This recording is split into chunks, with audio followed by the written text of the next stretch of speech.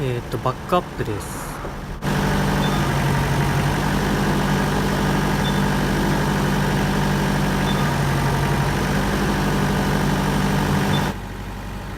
オートアップです。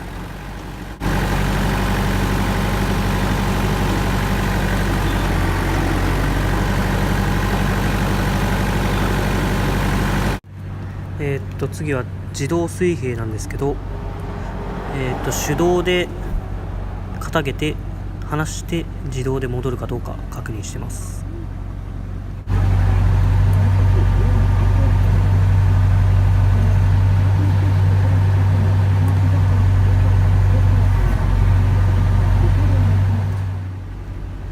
オーディオなんですけど、ラジオで一応ボリュームマックスまで上げてます。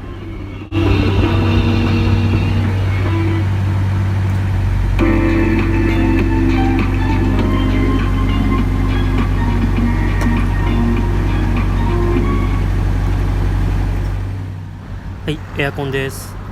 温度計で温度を測りました。だいたい 10.5 度ぐらいまで下がってます。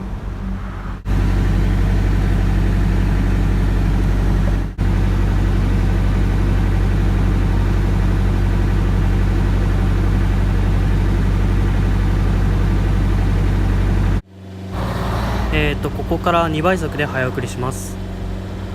結構時間がかかるんで、最後の方まで行ってもらうと 10.5 度まで下がっていることが確認できると思います。